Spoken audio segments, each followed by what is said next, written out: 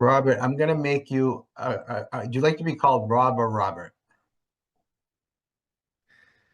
I most times go by Rob, but either Okay, work for me. I'm gonna make Robert's, you, legal name, but I'm gonna make you a co-host, and I want to see if you get the share capabilities on the bottom of your screen. I do. Okay, perfect. So I'll make you a co-host, so then when it's your point, you can be able to share your screen. If you have any issues, I have it ready to queue up. Awesome. Thank you.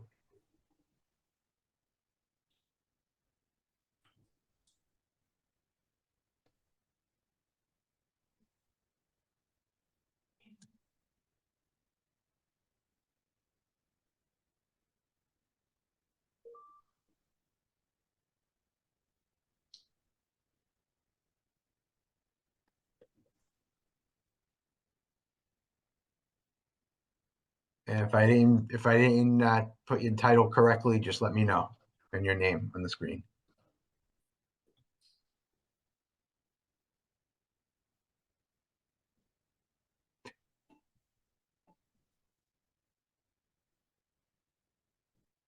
Okay, good evening.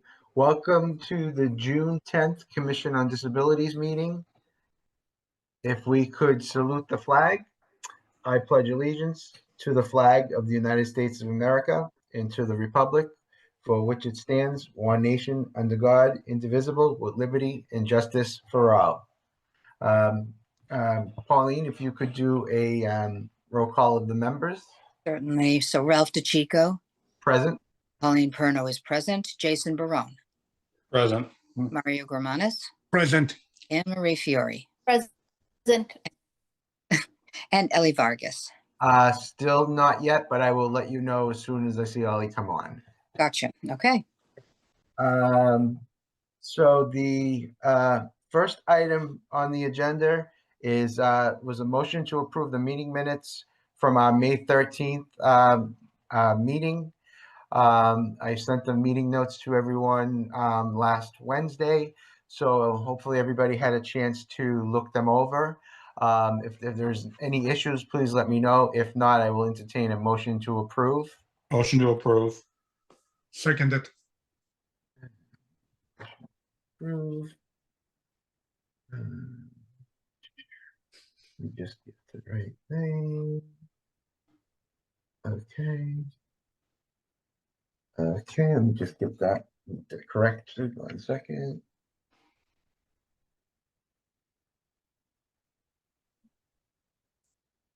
It was made by Jason and second by Mario. Yes.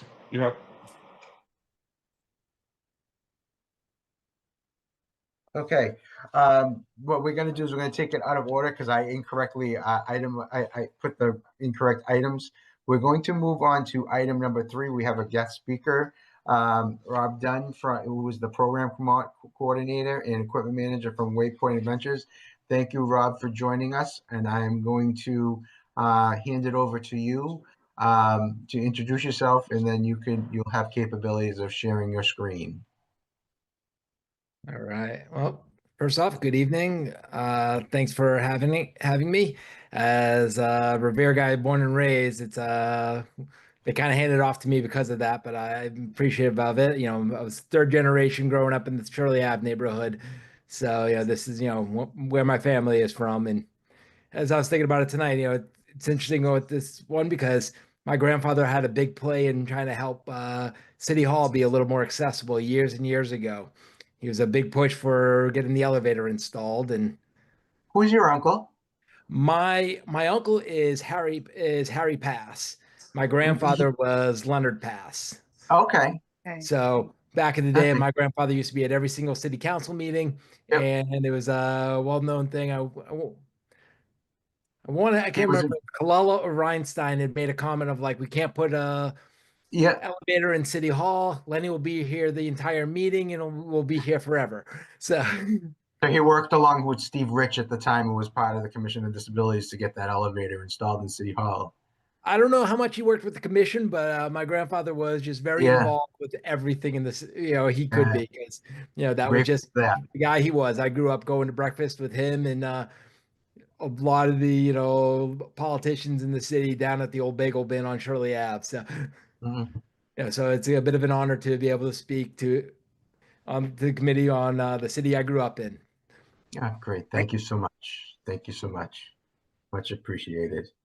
So again, my name is Rob Dunn. I'm one of the program coordinators for Waypoint Adventure, and I've got a little presentation just kind of to introduce who we are and what we do. Pauline had reached out to us about a few weeks ago and wondering if I could come and share what we do with all of you.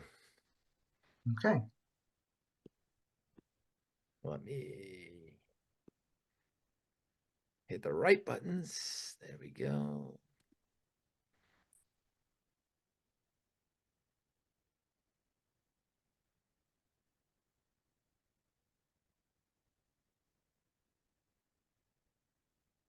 This should be one that you can do a slideshow. Is usually you see Yeah, I'm slideshow just presentation. I haven't played with it in a bit. I'm looking for that good old Right up play at the top. on it. It'll be right up at the top line, all the way to the left. Keep going where it says home. It's that line there, but over a little Yeah. bit. Insert, draw, design, transition. Just go over to the right where it's where you've seen the home, and you'll see slideshow. There'll be a key that says There slideshow, we go. and you Playing can from the click on start. that. There you go. Sorry, a couple years out of the classroom. I'm a No, little rusted yeah, on PowerPoints, and I was on a program. I was working programs all day, so I didn't yeah, have no problem at time all. to get conformed with all of it. And then you should be able to advance it as you need to. All right. So Waypoint Adventure, our one of our slogans of our company is that we look to free what's possible for people with all different abilities. So kind of objectives of my presentation kind of tell you, who we are and then how people can be involved with what we do from the point of participants to volunteers and kind of the whole gamut of that.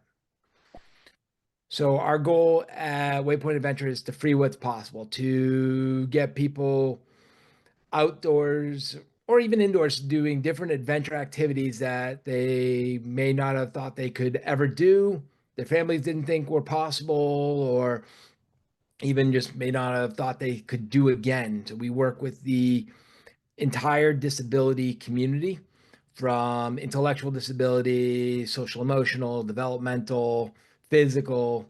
We work with the whole gamut of the community, and disability community is one that at any moment in life anyone could become a member of, whether just from aging, having an accident, medical things, being born into the community. So it's the disability community, like you all know, is can be that very dynamic grouping, but there's a lot of different things that could be going on, and we want to keep people engaged in doing the things that they love to do or learn to be able to get out to do the things that others love to do and have everyone engaged with it. So quote from somebody we've worked with in the past and we've talked to, it isn't disability that holds people back. It's the barriers and the prejudices that others put up. So the idea of that, it's not that somebody is a chair user that stops them from doing something, or somebody who is autistic or has Down syndrome or is blind, but it's the things that others have put in place that might prevent them from getting there. And we like to kind of break down those barriers and work towards showing that everyone can be pretty much everywhere. And we do that through a bunch of different program types. So we have outdoor kayaking. We do a lot of it in tandem kayaks, as you can see here in the middle picture. We have a whole fleet of adaptive boats. We do some solo kayaking as well. That picture on the left is from one of our programs out on the Charles River. And, with these adaptive boats, we can get people who are chair users into the boats and out into places that may not always be known that they could get to. And we have a great partnership with most of these photos here are on DCR properties, and we do a lot of work with DCR's Universal Access program. We also, with our school programs, we do indoor kayaking. And so we will kind of take some of these different special ed classes from various public schools. We work with Boston and Somerville as two of our major school systems, and kind of get them some of the students exposed to the ideas of kayaking in a very controlled manner in the pool, where there's a lot less risk for them to try these new things and to learn these new things. A big one for us is hiking.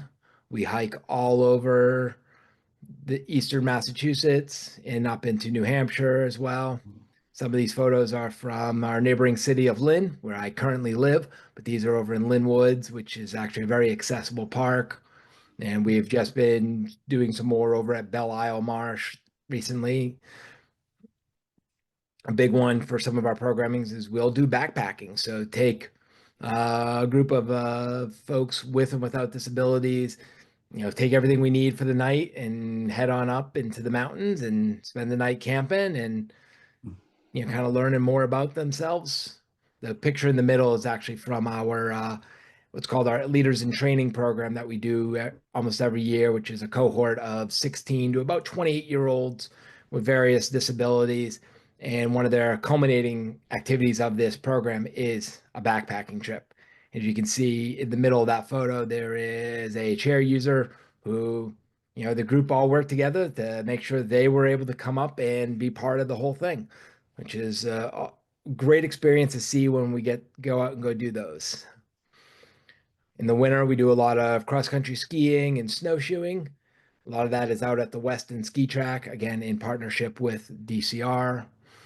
And so we have lots of different adaptive skis, and just sometimes you just need something that gives you a little bit of extra support. Sometimes you might need a full adaptive setup, and it all depends on the person. But we've got a whole different fleet of equipment.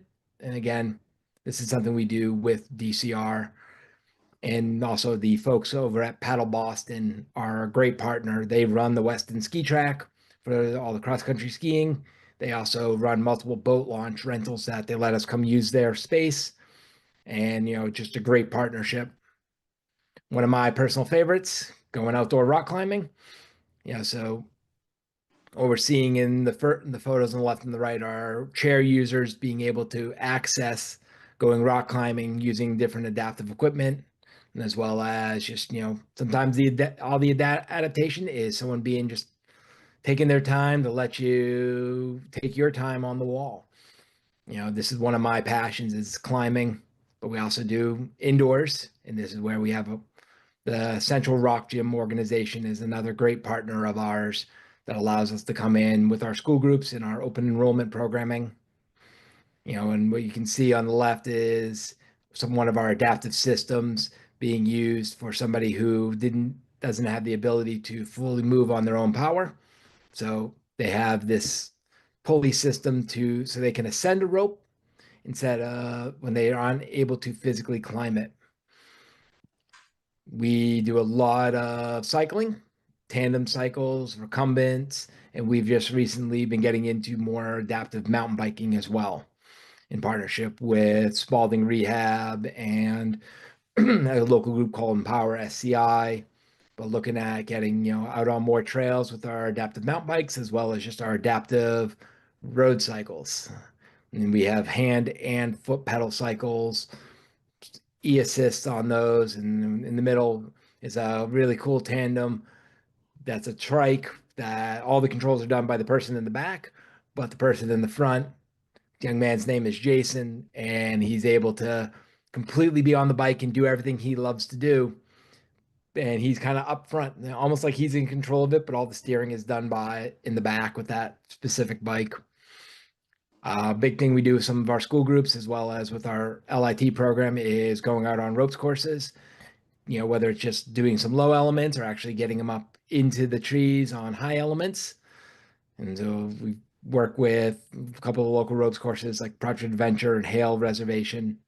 And we come in with our adaptive equipment and make their systems accessible to people of all abilities. And a big one is doing team building, whether it's within the classes or outside groups. So, the Down Syndrome Congress has worked with us. We work with the special ed classrooms in Boston and Somerville, as well as Merrimack Heights Academy, which is up in Merrimack, here, Mass, which is a special education school. We work out with Shrewsbury and Medford High as well. So sometimes we might do a whole series of activities where we'll do some team building activities and getting them to work on communication. And we work on a goal for every program, and then we'll do an adventure. So it might be team building one week, the next week we go hiking, then do a team building and kind of introduce the concepts of rock climbing. And then the next week we go rock climbing, and we'll have another team building. We start introducing stuff about kayaking, and then we'll take them indoor kayaking and kind of help build off of those experiences with each other, but also kind of always working on a goal that we've talked with the teachers or the group organizer about, like what would they would need to work with, whether it be like self-advocacy, communication, leadership, in some cases just a goal of having fun or connecting with nature. Since, especially with some of our inner city participants, they may not see a lot of nature, whether just they live somewhere where it's all concrete and brick, or because they're a chair user and the family doesn't have that transportation to get them out to places, they may not get a lot of experience with nature. And that's, sometimes that biggest part for us was just helping them get out and see that they can experience it as well. Now, a big part of our whole program and how we build everything is the idea of learning through experience, experiential education. So the idea of like setting a goal, what we're going to do, having an experience, reflect on how that experience went, and then help apply that to things back in the classroom and back in their life. In the world of outdoor education, we always talk about there's the what did we do? So what? Why did we do it? What's the key point to why we challenged ourselves on a ropes course or tried this rock climb or did this game that made us get frustrated, but communicating with each other? And then the now what? Where do we take that from here and help kind of grow and build from that? And that's a big part of us. So community and learning through experience is a big part of what we like to do and how we focus on everything. We build lesson plans for all of our programs, like explicit of what we're going to talk about, what the goal is, where we're going to kind of break things down. So we look at it from that outdoor and adventure lens, as well as the universal design lens, to make it all accessible to all of our participants, whether they are a nonverbal communicator who uses a device, they are someone who is deaf blind, or they're a chair user, or maybe someone with an intellectual disability. How can we make that work for everybody?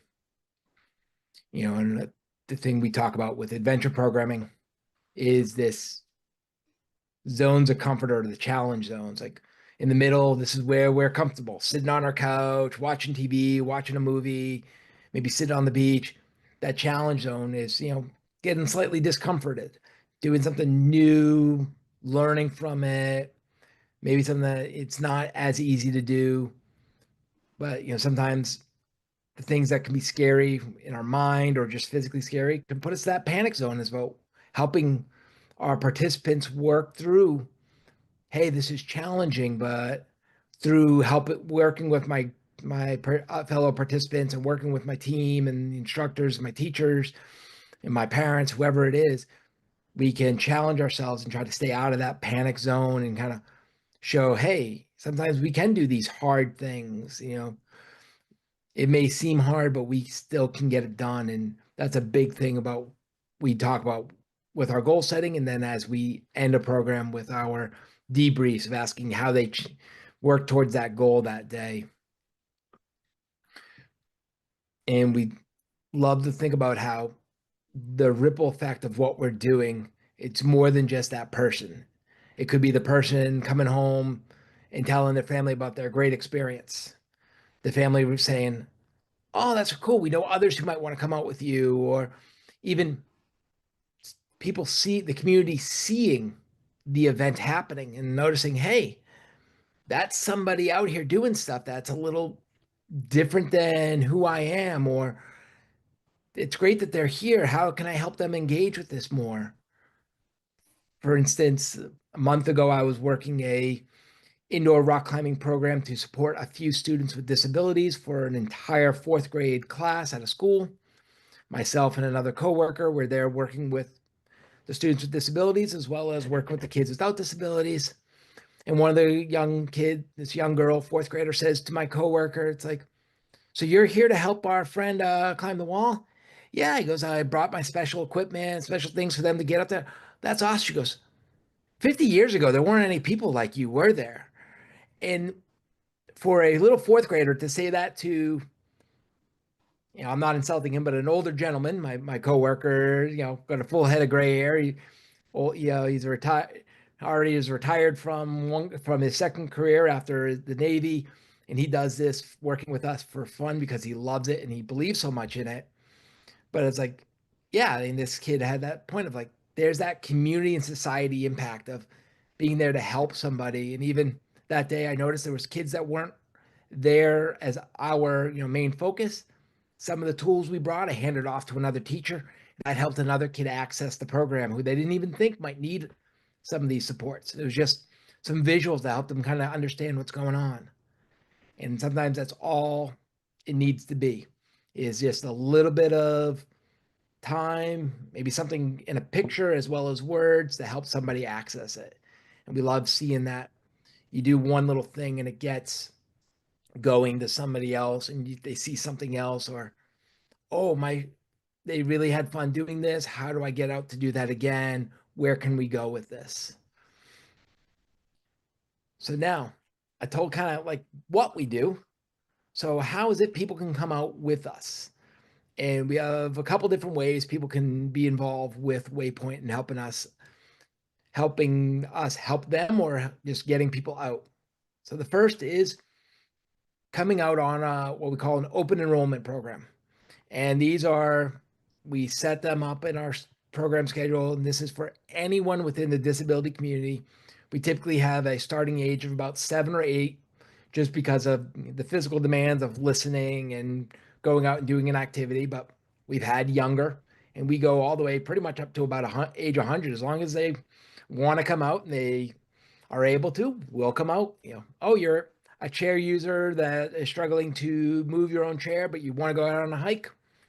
Sure, we'll bring an off-road wheelchair for you, and depending on what you want to be able to do, it might be a fully contained chair, it might be one that you can help propel as well, and we'll get you out there.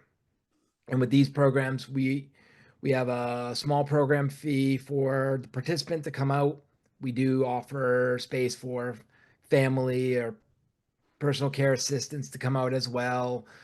And it's about building a community. So it might be a program where there's a participant with a spinal cord injury, a participant who's blind, a participant who's autistic, and a participant who has Down syndrome, all together kind of building that community and going out. And our volunteers who are with them, some of the volunteers might be completely neurotypical. Some might have an invisible disability. Some have more visible disabilities, but they want to come out and help others enjoy it. And that's one of the big things we want to do about building that community within our programming. Our other way of coming out on programs, it could be a custom group. That would be, when we work with the school, that's a custom group. We're taking this one class out, or all the students within this strand in this city will come out for programs. We have private groups that will reach out to say, hey, we'd like to do this type of program. What can we do? And we'll talk about, what the costs are for those, the different programs we can do, how many people we can safely take, and how we can organize all of that. And those we can do pretty much anywhere that will allow us. So we use a lot of DCR property. The trustees of the reservations allow us on their properties to do a lot of programming, as well as we're now got a federal not necessarily a contract, but we have the authorization to be running programs on the federal lands here in Mass, even though we don't have a lot, but we do have some. But also like the White Mountain National Forest, Vermont, the Vermont and New Hampshire state parks, and just a lot of properties we can go out and go use and do things at, as well as city properties. I said Lynn Woods is one of our favorites to go and use because it's so accessible of a property. And a big thing that I want to mention on here is that we do, for open enrollment and the custom groups, we do have a cost for this stuff, and we have found that if it's free programming, people will sign up and then not show up because there's no buy-in. So we try to make it that it's not, hey, you want adaptive programming, here's a very expensive cost because we're paying for all that expensive equipment.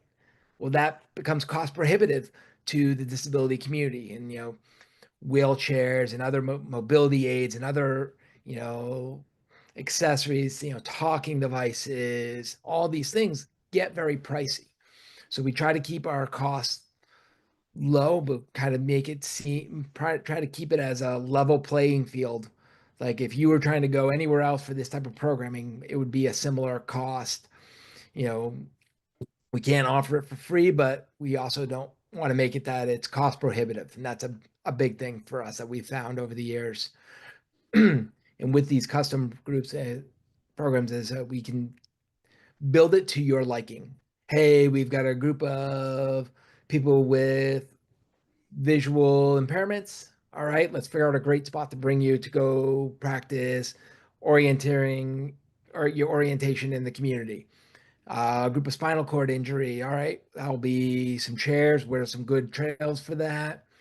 Where can we go and keep everybody, have a great experience and not just, hey, here's a paved loop. Here's a small park. No, you're not really getting out there. We want to take you, off the beaten path, off the pavement, and get out there and kind of see what let you be able to get out there and see stuff. It's one of the greatest when I'm out there with someone's like, I haven't been on a hike in 20 years since I started getting sick. I haven't been in a kayak in a long time. I haven't been on my bike since a kid. And we get to kind of see that like light open up on them again of like getting to do these experiences. And another thing we do offer is rental of our off-road chair. So if people don't need us, but need some of our equipment, you can come and rent it. And actually, I'm the one in charge of all that for the company. So like when people are reaching out for that, I'll start asking questions about what their needs might be. What are they looking for? It's like the chairs in front of you here on the far right. That's the Hoyt running chair.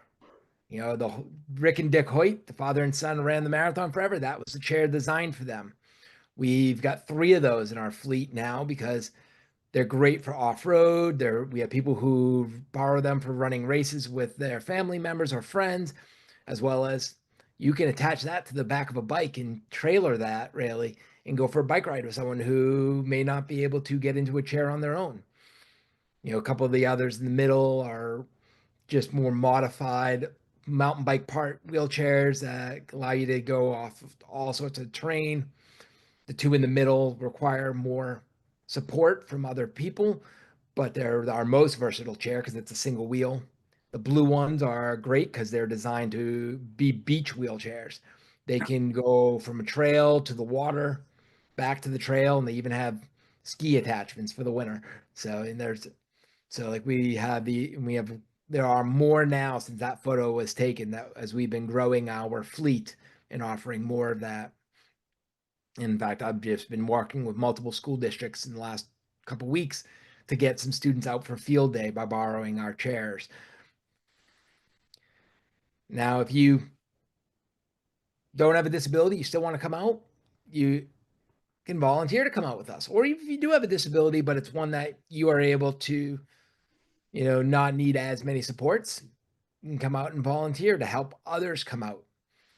So here we see on the left is one of our volunteers out on a kayaking program at Walden Pond.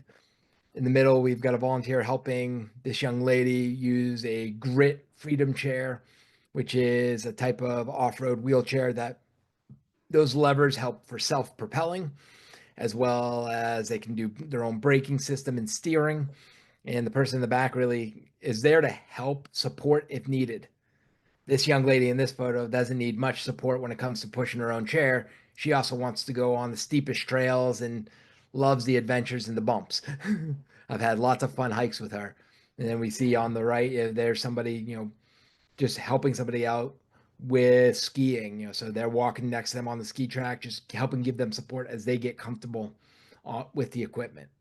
So volunteering can go from anywhere from, hey, you're out on an activity you know and love and doing, and you're fully engaged in it. And it might just be walking on a hike and making connections with somebody, and that's a big part for us is we make sure we let everyone on a program know about who is going to be on the program and who are they.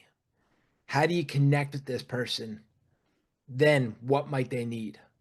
So we think about the person first to know about, like, what are they into? Is this person going to talk about they love music? Or for instance, we have a participant who pretty much memorizes car types and calendars. You tell him your birthday and he can tell you what day of the week that was. Same thing, you start talking about what car you drive. Next time he sees you 3 months later, next time he meets you 3 months later, he's got a visual impairment, so doesn't see you, but he knows who you are. He'll ask you about that car again. Oh, I sold that car 2 months ago. Oh, what do you have now? Like, oh yeah, he knows all these details about the cars, and he'll remember you by your car, which is always a cool thing because we can talk about the different ones that we've had as an organization. He remembers all the vehicles, but also it's just that, hey, which one did you take today? Oh, that's got a great, he knows this great information. So we want people to know that. So it's not, I'm taking you on an adventure. We're going in and sharing this adventure with you. There any questions? I'll open it up to the commission members or any questions. Thank you, Rob. That was a great presentation. You do a lot with your organization for not only for able-bodied people, but for people with disabilities, which is very appreciative.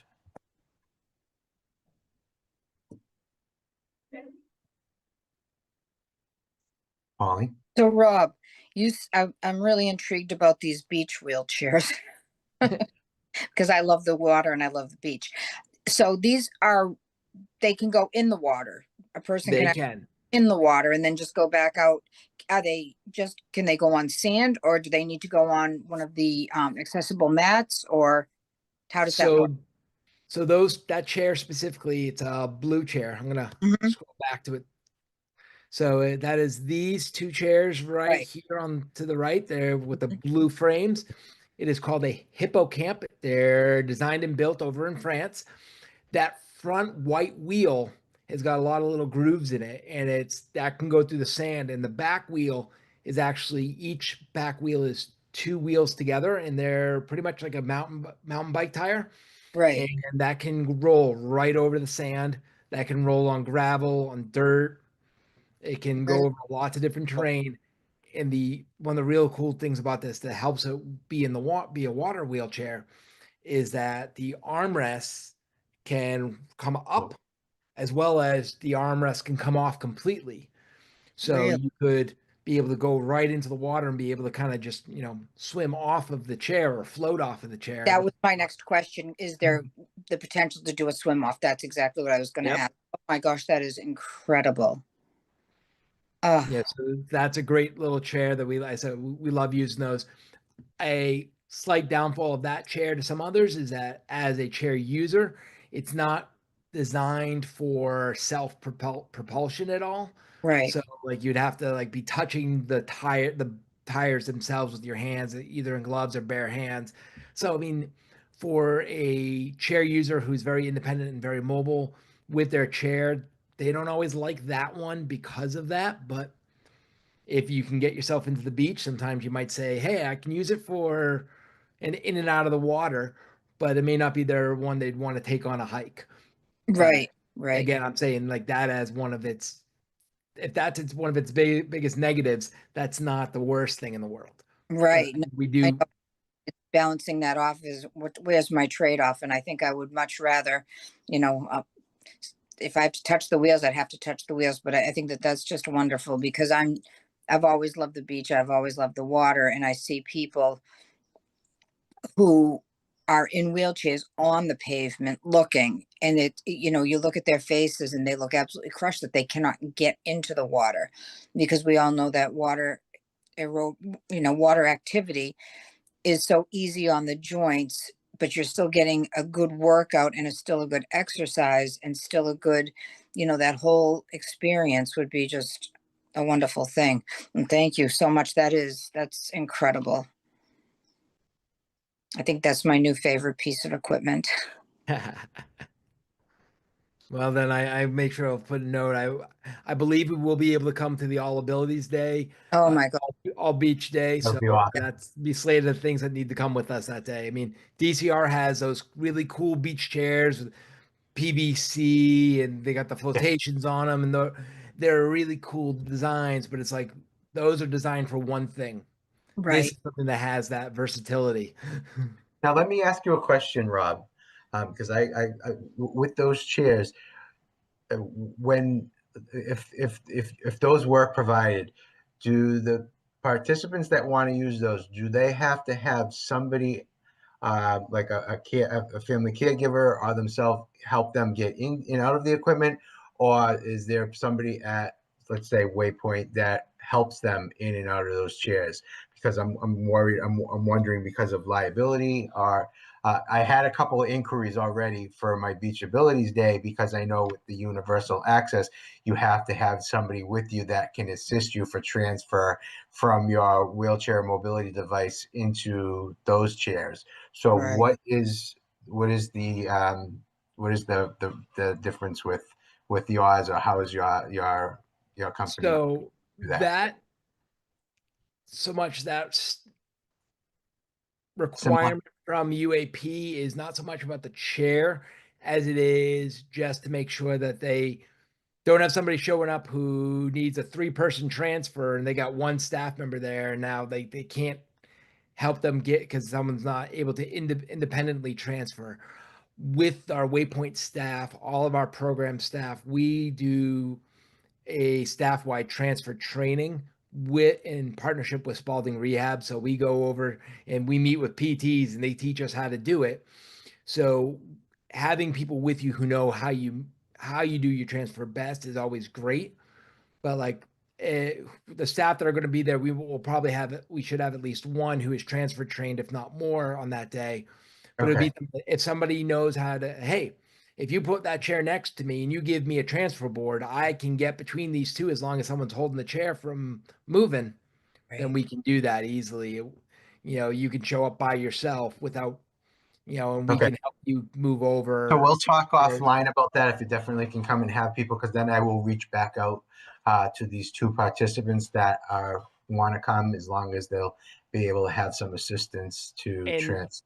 and I'd be happy to hop on a call with them and kind of we can talk through about what their transfer might look like, because that's something like if I know, hey, this is the person who they can do what's called the stand pivot, which basically they can get up out of the chair, put weight on their feet, and then kind of turn around on their feet and get back and kind of work back down into a chair. That's a pretty simple transfer compared to somebody who, oh, I need to get picked up and moved over. That we need to make sure we've got the right amount of people to do that safely for us Yeah, and for them, because I don't want we're going them to do to. a lift with the wrong people. Right, because Right. I don't want With to everybody. exclude them from coming because we don't have it, and I don't want them to come and we don't have the Oh proper. yeah, no, I So yeah, definitely so hear they that. reached out to me already, but thank you for that And information. I We'll talk. have and I have transfer boards that we bring for programs. Like even for our kayaks, we have a whole transfer bench system and wheels.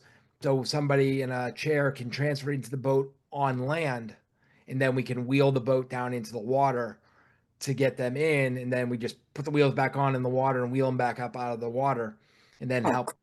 So even if they can do a full transfer on their own, we can keep their stuff dry. Mhm. We bring all the equipment to help them to be able to do that on their own. Okay, perfect. Yeah, we can touch base offline. Maybe we can connect with these two participants to see what their needs are, because I know they will be coming from quite a ways, that they were interested in coming to this. They saw our All Abilities Day on the DCR's Universal Programming, so they Yep. had contacted me. So Oh yeah, DCR sent that out, and we didn't have all our programs planned scheduled on our computer yet. We were already getting hit with like, can we come this day? Can we come this day? Because Yeah, DCR's Universal Access has a lot of people who are looking right. for this stuff and want to get out and do more. Yeah, I really appreciate that you're looking to be part of our All Abilities Beach Day. That would be a tremendous benefit to us, especially not just to us, but to the disabled community here in Revere and points that touch Revere, people that want to be able to enjoy the beach. Any other commission members have any questions or Well, want to? So I guess I've heard the word affordable quite a few times. So I'd like to know what we're talking about for a cost, just an idea. So if someone wants to do something, because what's the cost affordable to one might not necessarily mean affordable to others. So because, when you're talking fixed income, especially those with disabilities, it can be more complex than that. So what, in terms of that, Rob, what do the programs range from in terms of, individual things and things like that? So our open enrollment programming, which somebody signing up to do something kind of on their own or with a friend or with a family member, those typically are in partnership with DCR, and those our cost is normally $20 per person. That being said, we have people who donate money for scholarships to get people out who, we can drop that cost down. We can work with people, we can't have every program run at free, but Right. if somebody's reaching out, hey, I'm on a fixed income, what can you do for me? And even we try to make sure there's some wording out there to let people know of like, scholarships can be available for programming so that we can help somebody out if they say, hey, I really need this rental, I'd really like to go on this program, or it's a little hard right now. We've definitely had families like, I want to come out, I want my kid to go out, but like life has just hit us right now. It's like, okay, we're going to work with you. We don't want money to be the reason you don't get to come out and do the stuff. And so we will take that $20 and we can work that down to much more reasonable to, if it needs to be, we can get a full scholarship for people for it. Okay. Makes sense. That's good to know. So that people will have an option because Yeah. I mean, Yeah. we work with the Boston Public Schools, and we're trying to get some of those families to come out on some of our programming outside the school programming. A $20 fee might be a lot for a family, especially if they've got if Multiple. they got multiple kids or kids that got, some more, complex disabilities, that those can be can be a barrier, and we don't want that to be. So we will definitely work with people to help them out. We've got a board member who is bilingual, so like we definitely, we try to, make sure we can communicate and reach out to people and and work with them to help them come out and do the things. Okay. Any other members? Anne Marie? No questions, Rob. Just a thank you. You sound like you love the work you do and also the people that you work with, which is amazing to hear. And I love the quote that you shared in the beginning, kind of the whole philosophy of Waypoint, how you're trying to remove barriers to make life more accessible as it should be for everybody. I think as the commission as a whole, that's kind of our goal as well. So thank you for joining us, and thank you for the work that you do. And I hope I get to meet you at the beach day. Thank you for inviting me. Yeah, I grew up with an aunt with a seizure disorder who was a chair user.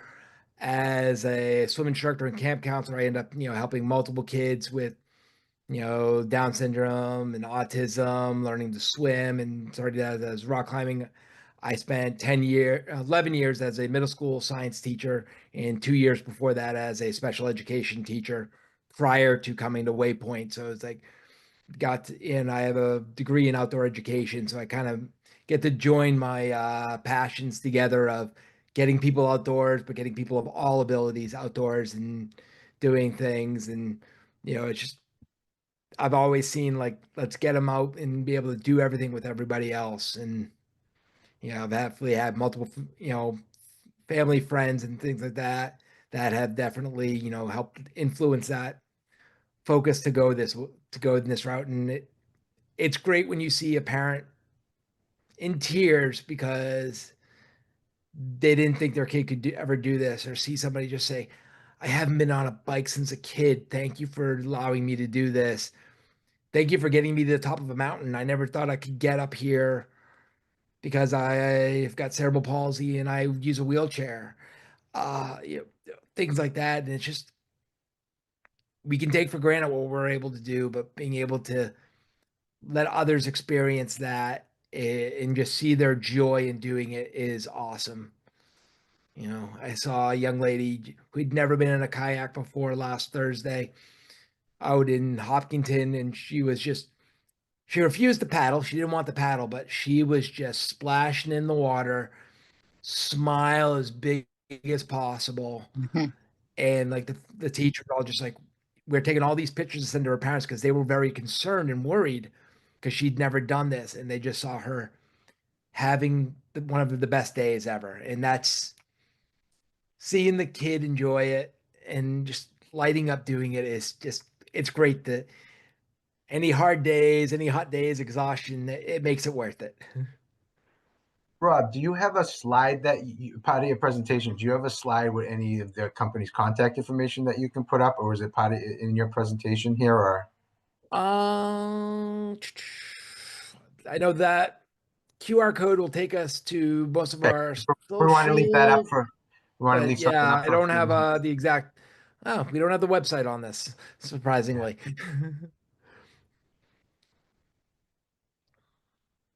This But way, I we know can like keep the stuff my on the direct website. email and our website is on my email signature. So Ralph, feel free to share that with Yeah, the just board. I could share with anybody that wants any for more information. They can contact the Revere Commission on Disabilities. We'll Yep. gladly forward that to them because this is this is a great organization, and for people to find out more information, and especially if you're able to come to the event, I'm sure you'll have flyers and resources for people that will be able to Oh, contact. we Yeah, definitely. yeah, Unfortunately, DCR wasn't able to have their a big fair last weekend because of the threat of rain, but like right. we love going out to those things. We've been doing more programming in the last 2 years over at Constitution Beach, Yep. trying to be able to be more accessible for some of our more urban participants. And, Yeah. we're starting to do That's some what I'm things hoping with Belle for. That I Isle. can get.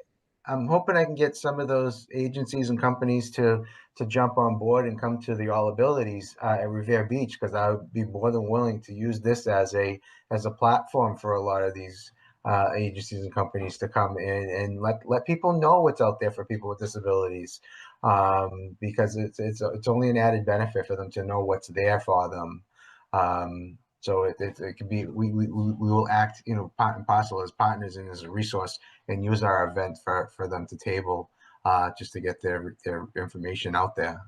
Now I will share some information about it, and Ralph, I'll share your email contact with a few people I know with some other My local flyer is done, disability. so I'm going to be announcing it at my meeting later. So I will also forward you an email with that information after regarding our event. So Awesome. we have to And go I'll ahead. and I'll and I'll mention it to the folks over at Universal Access. Marcy, the person in charge of Universal Access, tell her, hey, they would love more people to come out. I'm sure she'll work Yeah, it. The hardest part is they're based in Amherst, so like right. coming out here, they drive a bit. But I Yeah, just spent 2 days last week in a big water paddle sports training with some of the UAP people, as well as kind of a similar organization to us who's in the western part of the state called the All Out Adventures. yeah, As we're doing typical perfect. trainings, we're also focusing on what our participants would need and how to adapt it all that way, which our instructor's like, I haven't worked with all this. All right, that's cool to think about all this and seeing new ways for what he does, merging in with what we do. Right. I appreciate it, and I really appreciate you taking the time and coming and sharing what your agency does. And what I will do is I will follow up with you within the next day or so. I'll send you my flyer, Ian, so that we can touch base and discuss a little bit more about the August 9th event, and where we can go from there, what we need to do on our end, whether, if there's any costs involved, I'm willing to, I can discuss that with you. There's no problem there. I'll just let it go around the table again. If anybody on the commission has any other last comments, just wanted to thank you again for your time. I really appreciate everything that you do. Seeing none, you're more than willing to stay, but I know your time is valuable. You probably got a lot to do. But thank you again, Rob. Not a problem. Thank you for inviting us. It was nice to speak to the people and helping make my hometown where I was born and raised better for everybody. So We're trying. We're trying one day at a time. Exactly. Yeah. Thank you very much. Thank you, Have a Rob. great You have a evening, great night. and Ralph will be in touch. Thank you. Thank you so much. All right. Bye. Bye. Okay, back to on regular order of business. I'm going to go back to item number 2 is updates and next steps. I'm going to try and go as quick as I can because I know it's a kind of long meeting and I don't want to keep everybody too long. Updates and next steps from our May 13th meeting is updates and Pauline regarding the calendar for future months. Guest speakers. We also had this see if there was anybody could join this meeting, which we have, so that was done. So I'm not sure if there's anyone else that we're reaching out to for any future meetings. I have someone who's just checking their calendar because I knew that we didn't do July, so we've already hopped into August and it's a hot month for scheduling. So I have someone potential. Okay, perfect. As soon as I know, I'll let you know. Okay, perfect. That sounds good. Anne Marie, I know you've been busy with the music therapy program. So I'm not really, I know you have your hands full with that. I can see the emails going back and forth. There's a lot of emails and I really appreciate it, what you're doing. Regarding that, if there's any other updates about the music therapy program in collaboration with Revere Parks and Recs, I know there was an email that went out today from Jen to Rachel. I know we haven't been getting a lot of emails back and forth from the music therapy program. So in case she's not sending to any of us, have you gotten any that she hasn't sent, that hasn't CC'd myself on or the Revere Parks and Recs? Is there anything else that you want to share on that? No personal emails that anybody else hasn't been shared on. It sounds like we're just waiting for the update on the flyer. Okay. And then sounds like we'll be good to go to get the ball rolling with registering people sent out, as far as I know. Okay. And I like how Rob mentioned the thing that I've always said is if you offer a free program, everybody signs up for it and then nobody shows up. Right. So the workshops themselves are I believe we've decided those are going to be free. But when we move on to the class, there is going to probably be a minimal cost to the classes. But then the workshops will be covered by the Commission on Disabilities, and the majority of the costs for the music therapy for people with disabilities will be covered by the Commission on Disabilities. And I just want to let it be known when the flyers start going out for this musical therapy program, it is for children and young adults that have a disability. Not that we're not doing this for people without disabilities, but this is what this music therapy program, this is what their specialty is. I don't know if anybody has more eloquencies to elaborate on that. And Maria, I know you've been dealing with them, so I don't know if you want to put that in more better wording than what I said. But that's basically what this music therapy program is going to be. It's not going to be for like kids to come in band time or things like that. So I didn't want to give anyone to get the wrong impression of what this program is going to be. No, I think you put it perfectly, Ralph. The way I found the program was I was actually looking for music classes for my own children, and I stopped because I realized that it's geared specifically towards with the goal of rehabilitation. So that will be stated also with the description of the flyer. So I don't think there'll be any confusion, hopefully. Perfect. Okay, thank you. I think since we're there, we've covered that topic. I'll move on to the next one, which we're going to have to table again. I spoke to Ellie today, and Ellie was supposed to be at this meeting, but I don't know what happened. We're still looking for an update from Representative Turco regarding the River Beach crossing safety concerns that we've been working on for several months with letters that have gone. I've noticed, I don't know if anybody else has noticed, there's been several letters and motions by the city council regarding this too. So hopefully something is going to get done, but this is something that we actually, Pauline, if I remember correctly, we started talking about this well over probably 2 years ago, Oh, if not longer, you know. Yep. So now we formally put it in a letter this year, but we've been in discussions with this for a while. Oh, So yeah. hopefully, I don't care how it gets done, who gets it done, but we just need something to get done for the beach safety crossing down there. So I just wanted to bring that up. So we'll table that. We'll table that again till our next meeting, which won't be next month, and we'll discuss that later. I'm going to move on to item number 4, which was Code of the Commissions on Disabilities Alliance.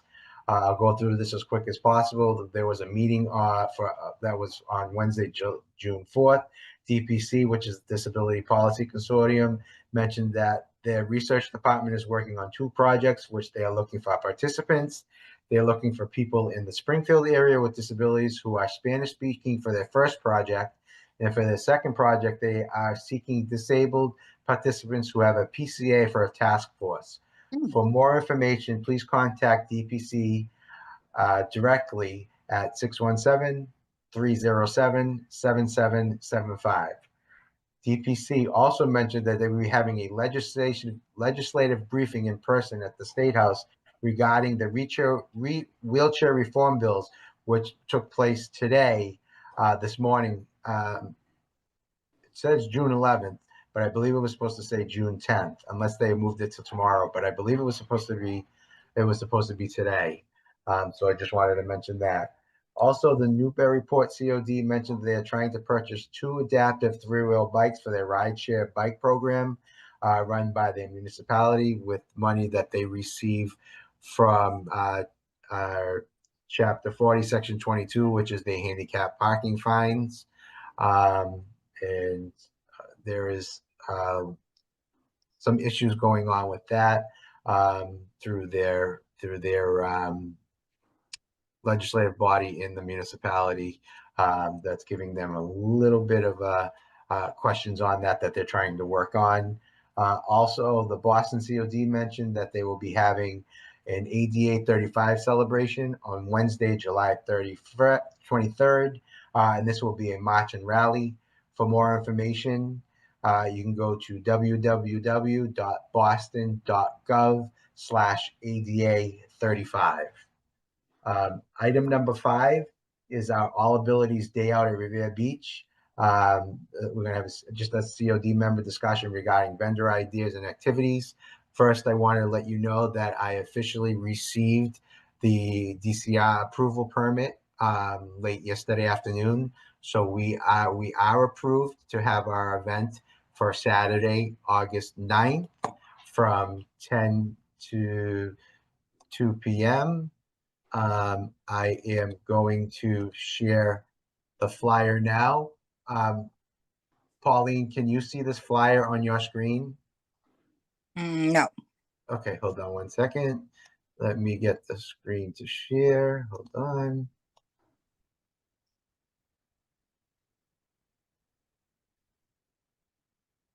Okay, Got, you can. got it. Can you see the whole flyer? I have a pinch out on my screen, so with doing it that, yes. Okay, so as of right, it's going to be Saturday, August 9th from 10 a.m. to 2 p.m. Revere Beach. It's going to be at the Oak Island Bathhouse, which is at 462 Revere Beach Boulevard, entrance 36, which is directly across, believe, from 461 Revere Beach Boulevard. There's going to be accessible sand and swim chairs will be provided by the DCI Universal Access Group. all to enjoy a day of sun in the fun. The first 100 people to register will get a free lunch. You're going to be able to register online by August 5th. Let me try and open this up a little bit wider for you. You're going to be able to register on the community pass on revererec.org. I'm not sure if it's up and running as of yet, but it should be up and running soon to register for there, so to register for that event. And we are looking for other vendors to come, such as Waypoint Adventures, who just did a presentation this evening, and we're still looking to add a few other companies or agencies to have a fun day. We just hope for the good weather. It is in the same location that we had it at last year, which is past Kelly's Cream. When you come to the bathhouses, it will be right there. There's the beach accessible mats on the sand.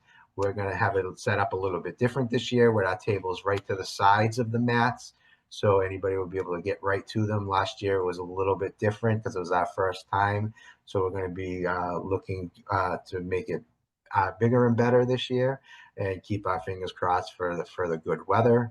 And I'm just looking for suggestions from my commission members on who we can contact to try and be there, and if I can get any commitments from any commission members to be there that day to assist, it would be greatly appreciated. So I will open it up to members for any questions, comments, suggestions at this point. I'm just thinking, trying to get one of the radio stations or the TV stations to Yeah, maybe do some coverage. I mean, I'll take on trying to, see if Channel 4, Channel 5, 7, Fox, whoever is around on a Saturday. I don't know what their scheduling is like, yeah, or yeah. requested.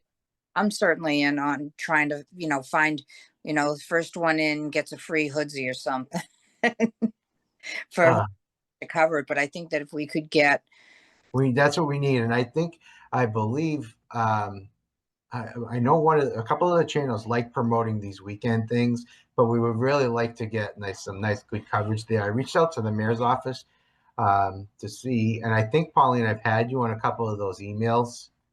To the yeah, mayor's I office was to going to reach- mention to you, but I can mention it here.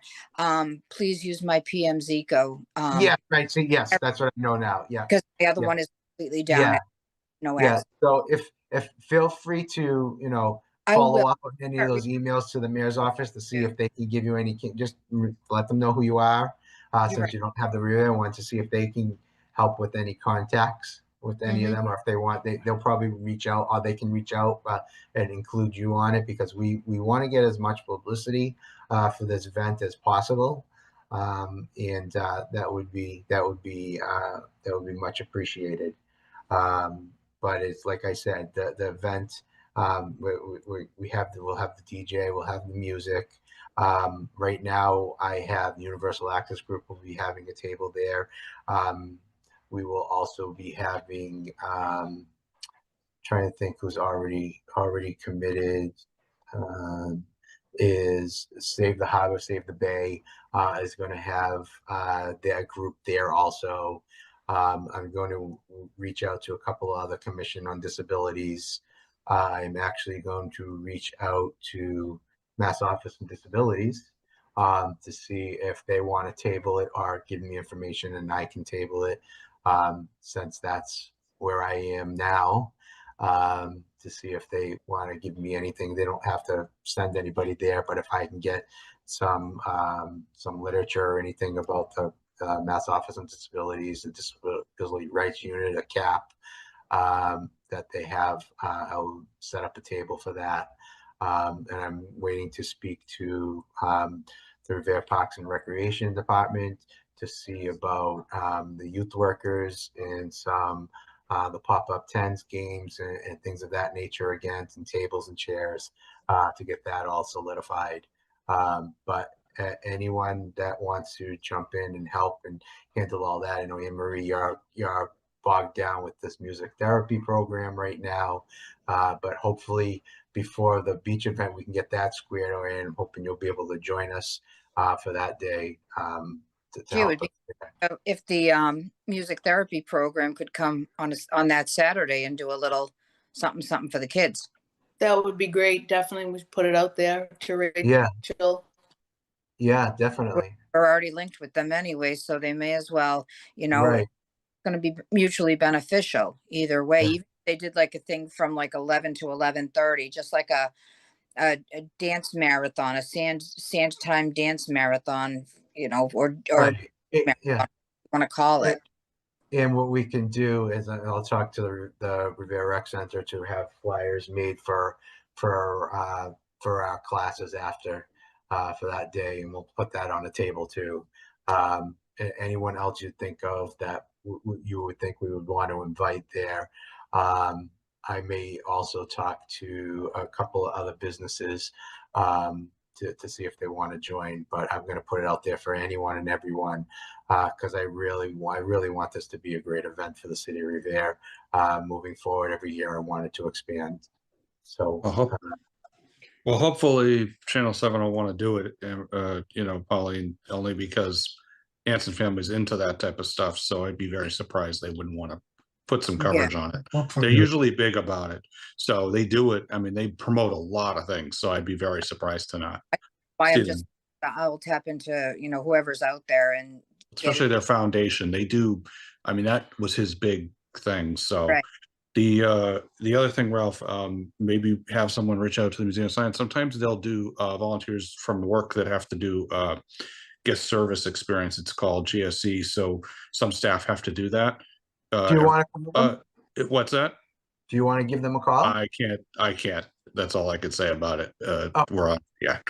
But I could just tell you to reach out to them. It's their HR department. They might be willing to let some staff do that for you. It's called the GSC. So At the Museum of Science? Museum, yep, because they do that every year. They have to do 2 or 3 days a year of different things, and they do things. Some people do the clean the river. Some people do, so they have to do that as part of their job, believe it or not. So it's something that might be worth, tapping into. Yeah. As far as food vendors go, Ralph, Yeah, we can't have vendors. I'm going to use one company that I already have that the city has there's a preferred vendor. Yeah. And Yeah. get everything for one thing. Yeah.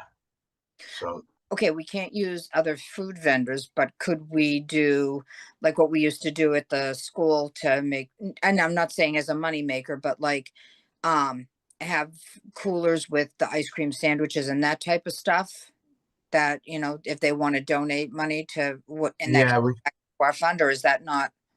yeah, you can't do anything to getting any money. It's part of the DCR permit. Okay. Getting it Any other time. Gee, they're cracking down on that, but not any other corruption. Jeez. all right. That was just I figured it was going to be hot. Yeah, we have somebody working on something else. Good. Okay. Yeah. All right. So working on that. But other than that, I'm going to stop sharing this flyer. That looks good. Yeah. So, and it's going to be getting translated in the other languages too. Thank you for catching that, Pauline. I appreciate you're welcome. it. I'm going to move on to item, make sure. Let me see if I'm going to make sure I did not forget anything. Item number 6 is if we received any items from the Massachusetts Architectural Access Board for variances. So this is one of the other new items that is going to be on the monthly agenda. So we received one variance application from the Architectural Access Board on a request by Washington Sherman LLC for West 1, which is a new construction project, 4-story, 30-unit residential rental building at 810 Washington Avenue. This building includes a residential lobby, bike parking, residential storage, and a parking garage on the ground floor for 36 vehicles. I want to start off by saying I know a lot of you, this is why I sent this to a lot of you. A lot of you members may not understand a lot of this, but if you have any questions, please reach out.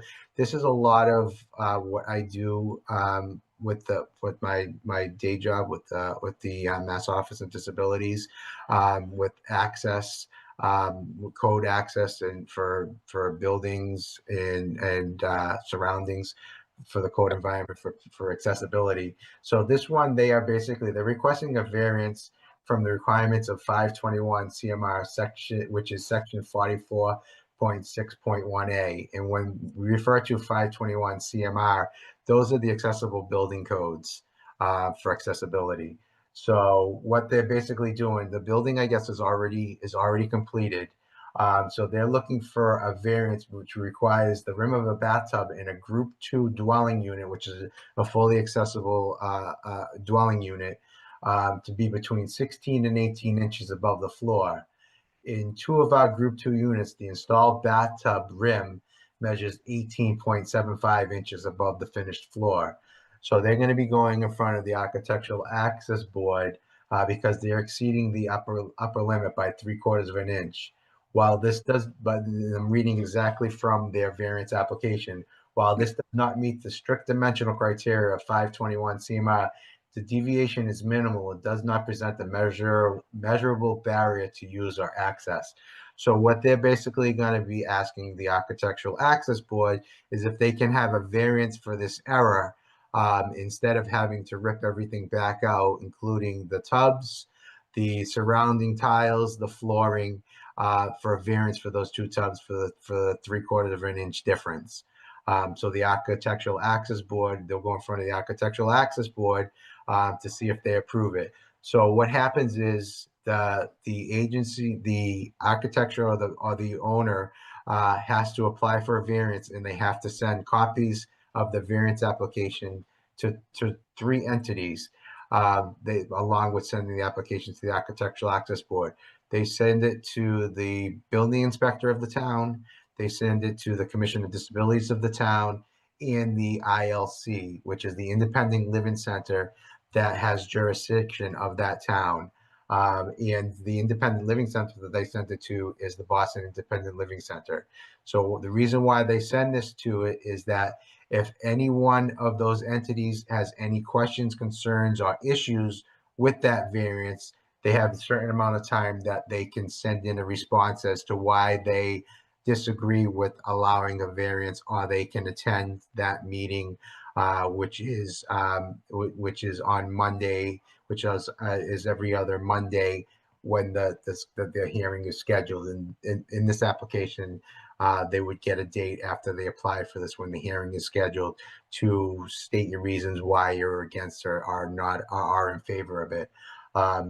I don't see any reason why we would want to be against this. I would leave that up to the town building inspector, the ILC, to want to fight it. I don't see it as an egregious reason for us to be against it. I could see if it was over an inch and a half of a difference, then I could see it could be a big difference. So I wanted to just bring that up to you, and going forward, I will be putting these on the agenda. The problem that will happen is sometimes these come up, and by time we meet, the application is already in front of the AAB. But what I will do is I will just bring them up and let them know that we did receive a variance application. Like after this was done, I received another one late Friday for another variance application for a project that is going to 143 Endicott Ave. It's by the owner of the building facility is Mac Realty Trust. And this building is a 6-unit multifamily residential condominium building with indoor parking garage at the lowest level. The 2 flat style units on the first floor and 4 multi-level units on the second, third, and fourth floors. The proposed building is approved as a replacement for existing non-conforming 6-unit building constructed approximately 1874 on a 50-inch by 50-foot wide by 100-foot deep site site with street access from one side only improves upon previous setbacks. That provides off-street parking where there had been none, provides 2 group 1 units and a fire sprinkler and alarm protected structure on a slope that slopes on a site that slopes 20 feet in the 100-foot depth and 16 and a half feet of the building. So what they're looking to do is the first floor above the garage will be accessed by way of a proposed lift at rear of a parking garage. In doing so, the floors will remain typically floor-to-floor height, allowing for uniform design with living space. So they're looking for a variance to put a platform lift to go from the garage to the 2 units on the first floor that are group 1, which are handicap accessible units. And the variance is to put a lift in where the requirements would be to put an elevator in just to get to the first floor. So again, this is something that I wouldn't have a tremendous reasoning for giving any input on it. The lift is indoors. Lifts are not the best modes, but it is indoors, so it's not going to be. It's going to be out of the elements. But I would refer this to who they sent it also to is the building inspector and the ILC to see if they have any issues with them installing a lift. So I'm hoping the short explanation of this makes some sense, but if anybody has any questions or wants any further evaluation or determination on any of these issues, just please reach out to me and I can explain this further. But as you see, this is a lot of the things that I do daily for my work at the Mass Office on Disabilities. I didn't lose you, did I? Nope. Didn't lose me. No, No, I just see it as a couple of major errors that someone didn't think ahead. The tubs especially, just not thinking. Well, the tubs is a building that's done. This other one is not built yet. This Yeah, other building is not no, built but the tubs, it's still major error that somebody wasn't thinking. And again, people forget those that are in chairs. Ellie would say the same thing. I mean, come on. yet. Yeah. You have to think and should have, why didn't you put a lip? Why are you doing that? Why Yeah. did you make the mistake or why didn't you look at that? So why are we going to excuse it?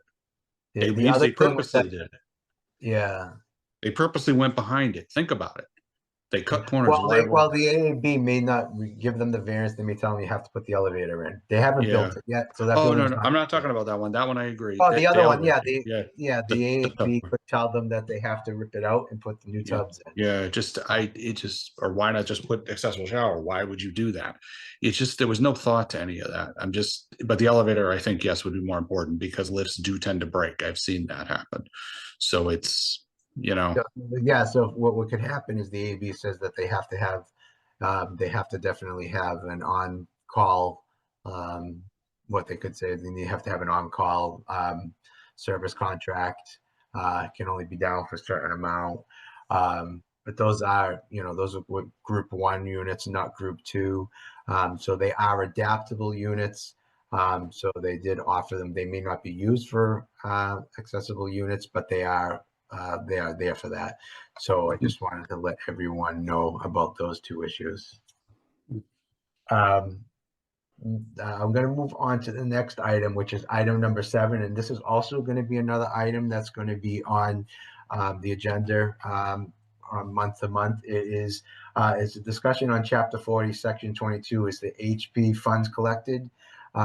These are the funds that are collected for handicap fines that go into a revolving fund that I had gotten approved. I believe it was 2 years ago that I had to ask the city council to approve Chapter 40, Section 22 under the MGL that allows any handicap fine violations to go into the special account that can be used for purposes of programs or any infrastructure for people with disabilities in the town. So it can't be used for an individual person with disabilities, such as we can't pay to put a ramp at someone's house, but we can pay to make municipal buildings accessible. We could pay to, as we did the podium at City Hall, The accessible podium in the council chambers, we paid for that. Trying to think, we've paid for a couple other things. We're looking to do this music therapy program. And off the top of my head, I can't remember if there's been any other things, but I want to also have further discussions with administration to see if there is any ADA compliant work that needs to be done that we could help assist with, that was done on the transition plan that we had done several years ago when I had a company come in to do on that. But we can help with any programming or any disability structural work to benefit people with disabilities in the municipality. So what I will do too, starting next fiscal year, which starts July 1st, is I will give quarterly updates on the amount of monies in there, because I'm told quarterly is what we have in that fund. So hopefully that makes sense. I don't know if you have any questions on that. Trying to be as much more transparent as possible.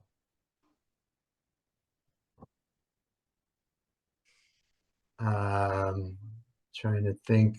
Item number 8 is commission members late informational items.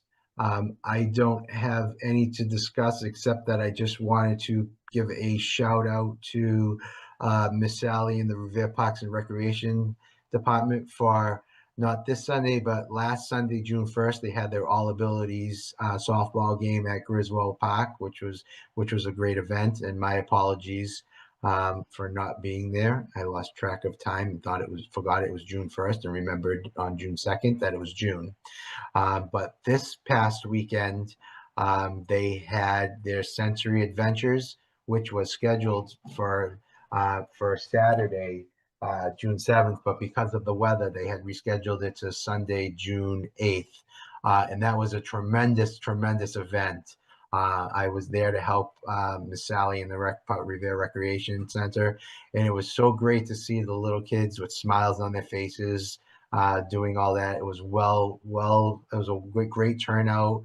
There was well over 100 participants, many kids for there. The weather, we got the sun poking through a little bit here and there.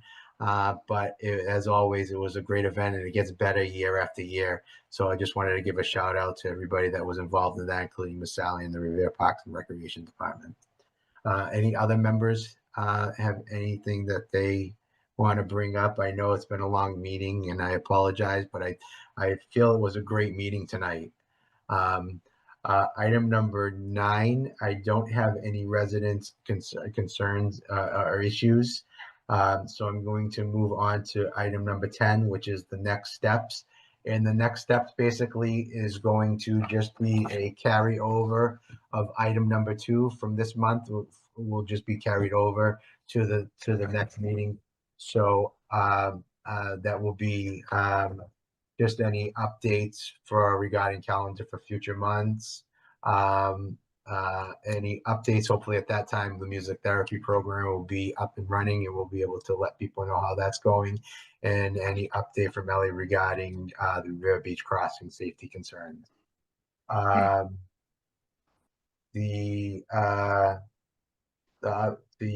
will have Pauline, if you could read the reminder, I'd appreciate it. Certainly. The Commission on Disabilities office number is 781-286-8267. Residents can also call Revere 311 directly and speak to their staff Monday through Friday. They will answer most questions, but if they are unable to assist you, or if you would prefer to talk with the Commission directly, please ask to be transferred to the Disability office. Please leave a detailed message and we will respond to you shortly. As always, please don't hesitate to contact us if you would like something discussed or added to our monthly agenda. You can also let us know if you want to discuss any concerns. The Commission is here to help and assist all disabled residents and their families in Revere. Okay. There is going to be no July meeting as always. We never have a July meeting. A lot of people this way, if anybody in the commission is away. So we're only required to have 10 meetings a year, but we usually have 11. So that's why we usually do not have the July one. Unfortunately, our next meeting is going to be Tuesday, August 12th. So it will be after our All Abilities Day out at Revere Beach. So hopefully I will just be getting things out on social media. If any members have any questions, concerns, please feel free to reach out to me. Let me know if you have any availability that day. I would greatly appreciate it. I will let everyone know the time that I will be there to set up. And I will be there probably early that morning, setting up and getting everything ready. Just please keep your fingers crossed that the weather is good. And Pauline, if you could just let me know if you, Yes, I- as soon as I yeah, Yep. I appreciate it. let you know. Yeah, I appreciate it. So if I could have a motion to adjourn. Motion to adjourn. Second. Okay, made by Jason, and second by Mario. All in favor? No one opposed. So I just wanted to wish everyone a happy and safe 4th of July. I look forward to everyone in the community to please sign up and join us for our August 9th All Abilities Day out at Revere Beach. And as always, please, if any questions, please feel free to reach out to us. And thank you. Sorry for the long meeting, but as I said, I think it was a great meeting tonight. Absolutely. And have a great night. Yes, you. Not at all. Yeah. Okay. Bye-bye. Mm.